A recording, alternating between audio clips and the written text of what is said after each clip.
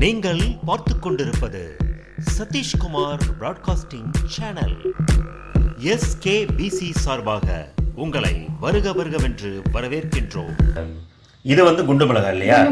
குண்டு மிளகாய். இதுல காம்பு எடுத்துட்டீங்க. இதே காம்பு எடுத்துட்டு நீங்க இதுல வந்து காஷ்மீரி மிளகாய் போட்டுருக்கீங்க. அதை எடுத்து காமிங்க எங்களுக்கு.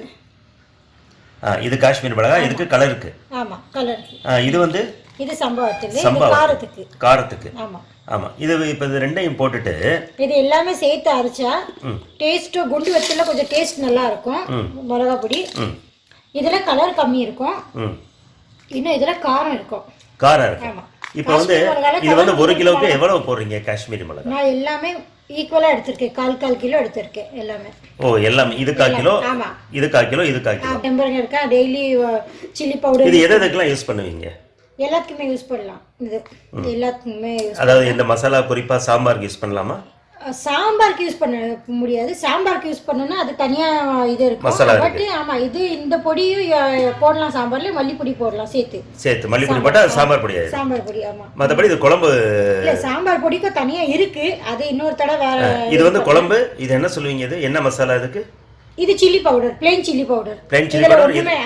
இதுல கொஞ்சம் சும்மா இவ்வளோட கல் உப்பு போட்டு அரைச்சா அது இன்னும் வண்டு வராம அப்படியே லைஃப் கொஞ்சம் நல்லா இதா இருக்கும். ரொம்ப நாள் அப்படியே இருக்கும். இது வந்து மிளகாய் பொடின்னு சொல்லலாமா? Chilli powder, plain chilli powder. Plain மிளகாய் பொடி ஒண்ணுமே சேர்க்காம. அதாவது வெளியில விக்கிற அந்த பொடி மாதிரி வீட்லயே அரைக்கலாம். ஆரோக்கியமா இருக்கும். காரமும் மீடியம் கரெக்டா இருக்கும். கலரும் சூப்பரா இருக்கும். சரி, விலை கட்டுப்படி ஆகும்ல? இப்போ வந்து விலை வந்து வெளியில வந்து அது வந்து 1 கிலோ வந்து விலை பார்க்கணும்னு தேவையில்லை. இப்போ ஃபார் எக்ஸாம்பிள் பாருங்க, இந்த மாதிரி எல்லாமே சேர்ப்பாங்க. அது எப்படி அரிப்பாங்க, என்ன அரிப்பாங்கன்னு நம்மளுக்கு தெரியாது. க்ளீன் பண்ணிட்டு எல்லாமே இந்த குண்டு வத்தல்ல கூட சில இதுல எல்லாமே இந்த மாதிரி இருக்கும். இதெல்லாம் எடுத்துட்டு க்ளீன் பண்ணிட்டு நான் இது பண்ணியிருக்கேன். ஒரு மாதிரி பூசணை பிடிச்ச மாதிரி இருந்துச்சு.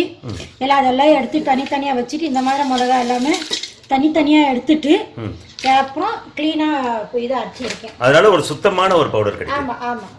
ஹைஜீனிக்காகவும் இருக்கும், நீ சுத்தமாகவும் இருக்கும், கலரும் நல்லா இருக்கும், காரமும் கரெக்டாக இருக்கும், நல்லா தரமாக இருக்கும்.